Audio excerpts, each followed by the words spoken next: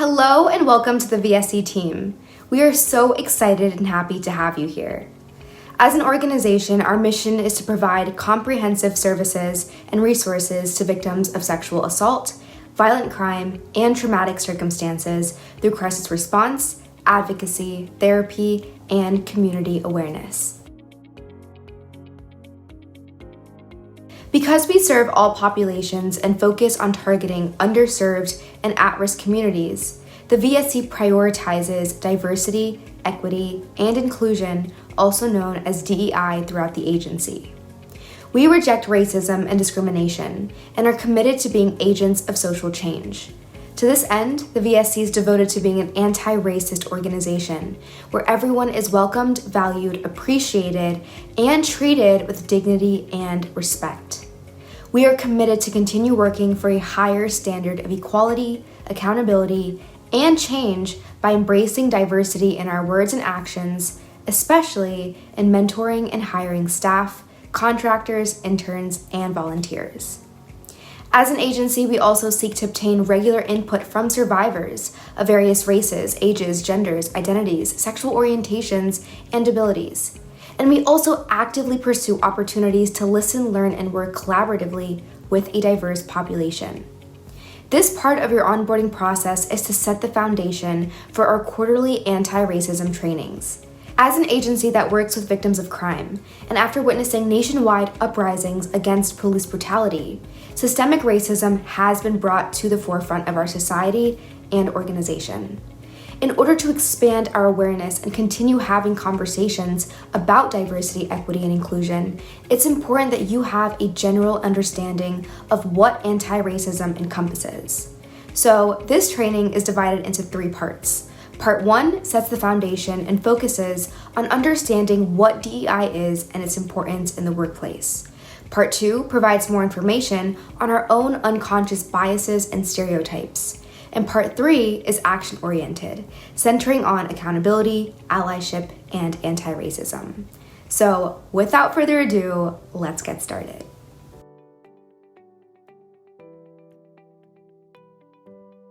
Diversity, equity, and inclusion are terms used to describe the implementation of policies and programs that represent different groups of individuals. The purpose of DEI in the VSC workplace is to ensure that all victims have access to services and are treated with dignity and self-determination in this process. For some underserved populations, additional effort is made to increase outreach and awareness of VSC programs and services.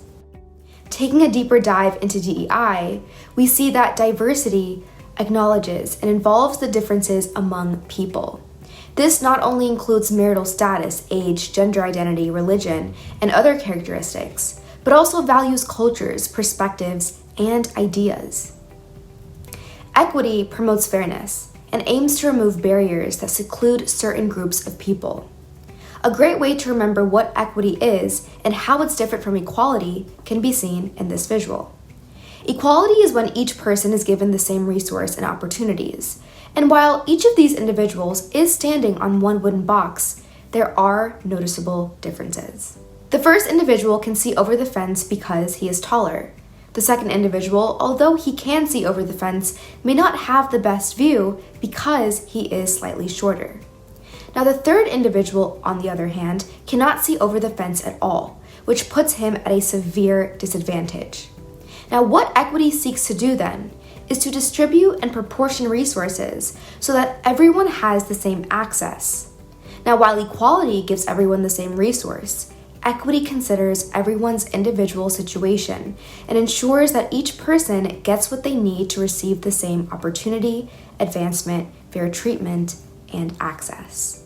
Going back to the visual, we know that 2 of these 3 individuals have a severe disadvantage given their height.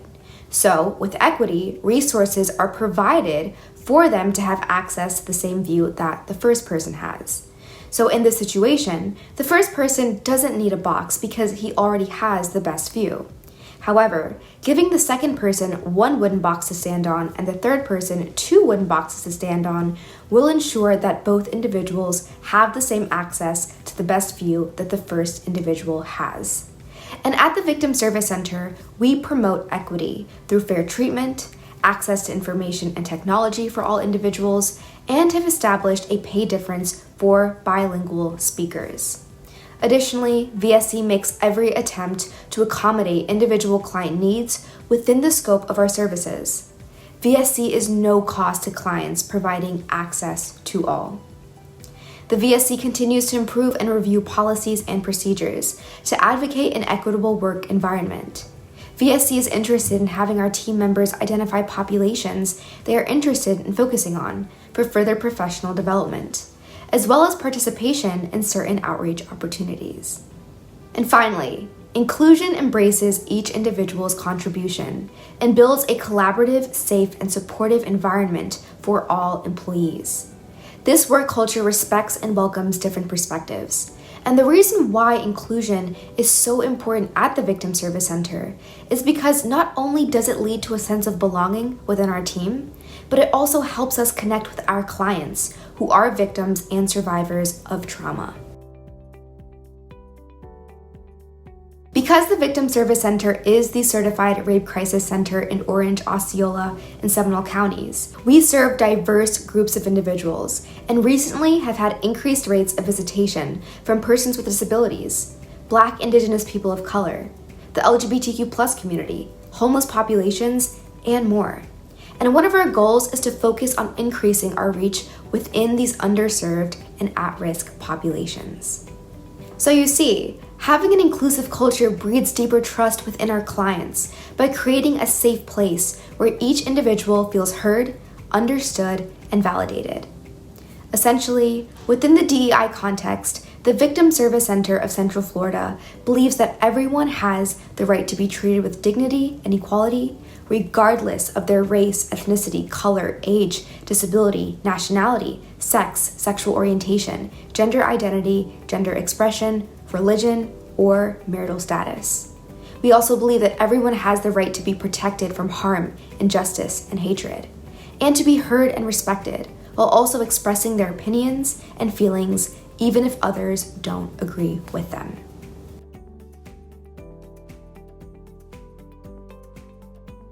Now that you have a better understanding of what DEI is and the importance it plays at the Victim Service Center, it's time to talk about the challenges that come with it. As individuals, we each have unique attributes and characteristics that make us who we are. These social categories include race, gender, sexual orientation, social economic status, and language, among many, many others. Now, while our diverse identities shape our belief systems, life outcomes, and how we see the world, they also shape our experiences with oppression and privilege. And this is where the term intersectionality comes in. Intersectionality acknowledges that our unique traits and diverse identities coalesce and contribute to our own experiences of discrimination, oppression, and privilege. And the social categories that you see in this visual are what give some people power and status, while marginalizing others by excluding and not providing them with the same treatment and access to resources that those who are privileged have.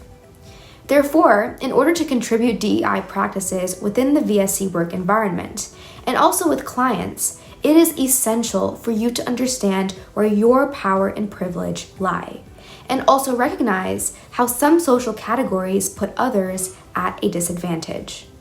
A helpful worksheet that you can complete is called the Wheel of Power and Privilege. I linked it down in the description below, and all you need to do is grab some crayons or colored pencils and color in where you identify within these social categories. The closer you are to the center, the more power and privilege you have. And the farther away you are from the center, the less power and privilege you have within society. This activity only takes a few minutes to complete, and it will help you understand how our identities not only shape our life experiences and outcomes, but also those of our coworkers and the individuals we serve. Moving forward, another aspect of DEI that needs to be addressed is racism. Racism is the belief that one racial group is superior or inferior to others. And according to the Race Forward model, racism can be categorized into these 4 categories. Starting with internalized racism. This lies within individuals and comprises our private beliefs and biases about race and racism, as it is influenced by our culture and environment. Interpersonal racism lies within public interactions and occurs when someone's personal racial beliefs influence how they treat others. Institutional racism occurs within institutions and systems of power and is a form of oppression in which one racial group has power over others.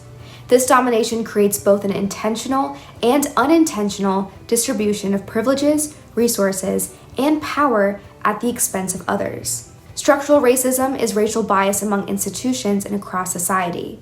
This involves the compounding effects of societal factors, such as history, ideology, and interactions of institutions and policies that systemically disadvantage people of color. So, based on this understanding of racism and the categories that it entails, we can discern that racism affects us all.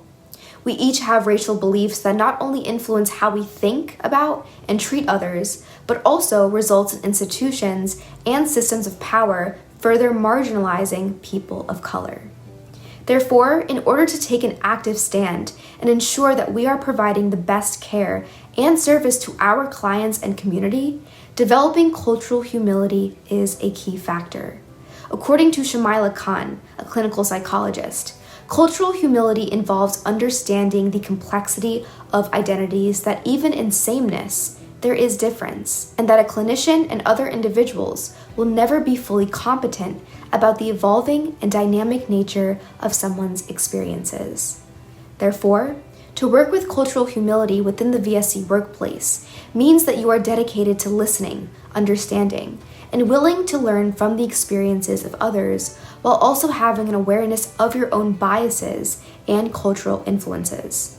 In part 3 of this training, we will talk about steps that you can take to manage your own belief system. But before we get there, it is important for us to touch on racial prejudice and discrimination. You see, within internalized, interpersonal, institutional, and structural racism lies racial prejudice. And racial prejudice consists of negative emotions, beliefs, and perceptions toward people from other racial groups that are unjustifiable. These negative attitudes and internalized beliefs result in racial discrimination, which can take many forms, including discriminatory practices in hiring, housing, and education, as well as discriminatory attitudes and behaviors in daily interactions. Racial discrimination can also include hate crimes, discriminatory laws, and policies that disproportionately affect certain racial or ethnic groups. In substance, racism stems from prejudice and discrimination, and the people who are at the top have privileges and access to resources that minoritized people don't. And these prejudices that have been imposed on us through generations have influenced our implicit biases and behavior towards others. And this is where unconscious bias, another aspect of DEI, comes in. You see, the brain absorbs information all the time. And in order to make sense of the world, our brain groups these experiences with labels such as good or bad. Now, while these categories drive our behavior and influence the decisions we make, they also create implicit and unconscious biases that result in microaggressions and stereotypes. According to Richard Binney, unconscious or implicit bias refers to biases and prejudices in judgment or behavior that we are unaware of, and which happen outside of our regular thought process and control. It occurs automatically and is triggered by the brain making quick judgments and assessments of people and situations that are influenced by personal background, experiences, memories, and cultural environment. And these unconscious biases, essentially, is what leads to stereotypes. Now, a stereotype is a widely held but oversimplified belief about a particular type of person or group. It happens when someone groups individuals together based on some factor and makes a judgment about them without knowing them. Now, these preconceived opinions are what causes us to make choices in favor of one group over another group. And when we take these unconscious biases to the workplace, it can affect team morale. Some individuals may feel alienated and as if they don't belong. Additionally, when we bring these preconceived beliefs into our work with victims and survivors of trauma, our attitudes can negatively affect the relationships we have with our team, co-workers, and our clients. And this, along with other acts of racism, can be what leads to microaggressions within our work environment. According to the NEA Center for Social Justice, microaggressions are verbal, behavioral, or environmental slights that are the results of an individual's implicit bias. They are often automatic or unintentional and occur on a daily basis. Microaggressions communicate hostile, derogatory, or negative viewpoints, which can be sexist, racist, and offensive or hateful to a marginalized social group. Examples of microaggressions include saying, "You're one of the good ones," "You're so articulate," starting a sentence with, "your people," as well as assuming the competence of individuals whose first language is not English, not supporting people of color in leadership positions, turning away or handing off specific people and groups of clients to other staff so that you do not have to interact and provide care to them, and eye-rolling or expressing annoyance when someone mentions their feelings being invalidated, among many other forms. The reason why it's so important to hone in on this and understand what microaggressions are is because these expressions and actions can minimize people of color and essentially all people by assuming that they are all the same, questioning their feelings and professionalism, and making them feel alienated and as if they don't belong. So diversity, equity, and inclusion is essential in our line of work. And if we are not open and willing to listen to understand, uncover what our biases, stereotypes are, and develop an open mindset towards cultural humility, then we would be doing a disservice to our clients, community, and our mission at the Victim Service Center of Central Florida.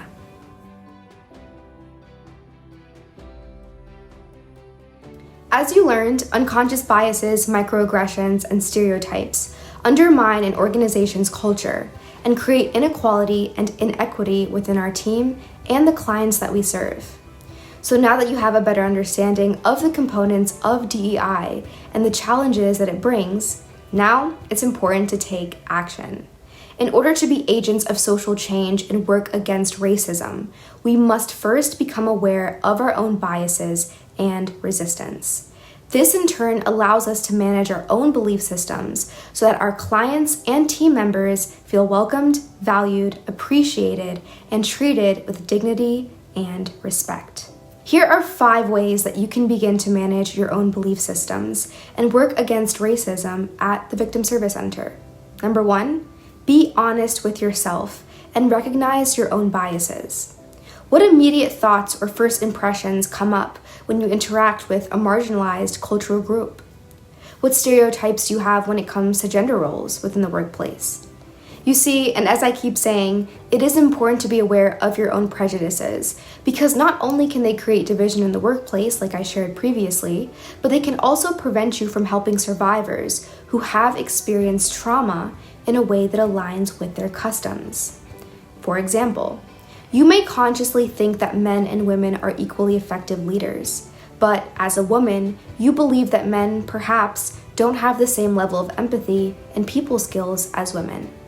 This subconscious bias could influence your actions so that male candidates could be excluded from certain roles or positions and vice versa. In addition to this, bringing your unconscious bias within a clinical setting, what this looks like is generalizing a client's health narrative based on a particular identity, such as their race or gender, making assumptions about sexual practices or avoiding asking altogether, or persisting with an intervention without considering whether it aligns with a client's customs, preferences, or practices. For the direct care team, following the National Association of Social Workers, their Code of Ethics, and the American Counseling Association Code of Ethics will help you understand what your responsibilities are to clients as you guide them throughout their healing journey. Additionally, the implicit association test is a great tool to uncover your own unconscious biases. So now would be a great time for you to pause the video, click on the implicit association test link in the description below, and learn more about your own unconscious and implicit prejudices. I want you to remember that we all have biases. And once we start making that step forward to uncovering what they are, we can better serve our community and help those in need.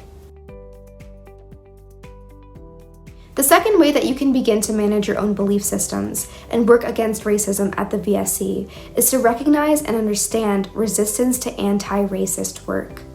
Facing facts about racism, white privilege, and white supremacy is hard. And this dynamic can create cognitive, emotional, and behavioral resistance. As you can see on this slide, cognitive resistance to racism is denying its existence. This means staying silent in the face of racial power inequities and believing that racism is a thing of the past and challenging stories of racism and discrimination. Emotional and behavioral resistance, on the other hand, stems from feelings of blame, shame, guilt, and anger. The amount of stress and uneasiness that comes from questioning and challenging white privilege can result in defensive responses that rationalize inaction.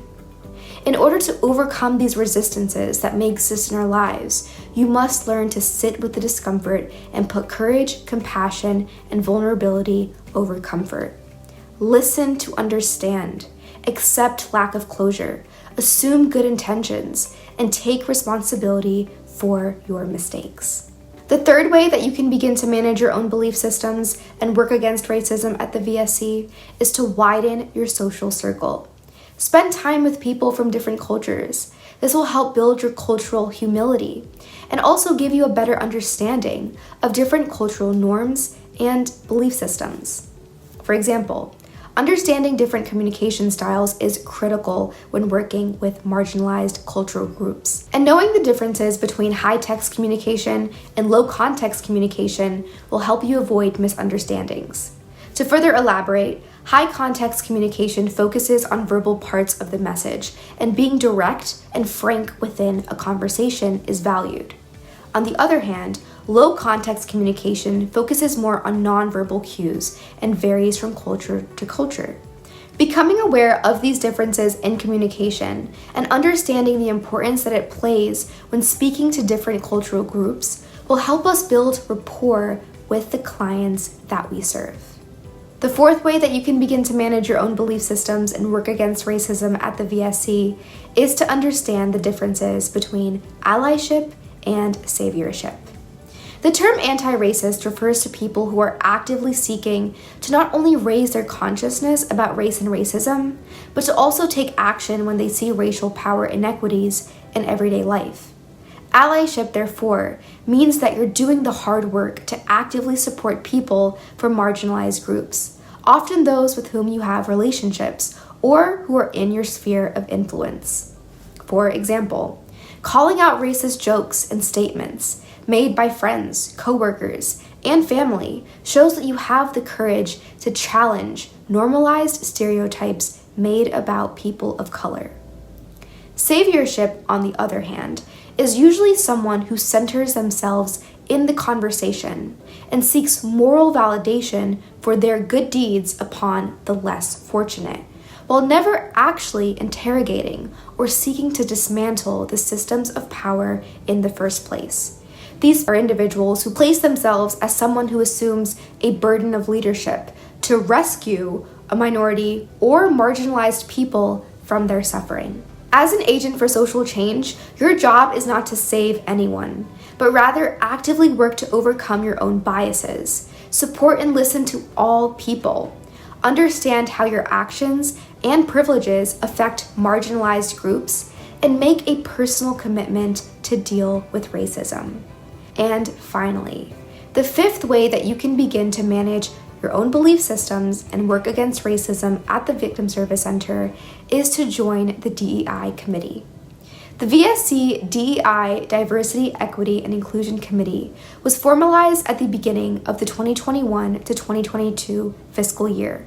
The staff-led committee rotates chair leadership responsibility to allow for a greater opportunity for all voices.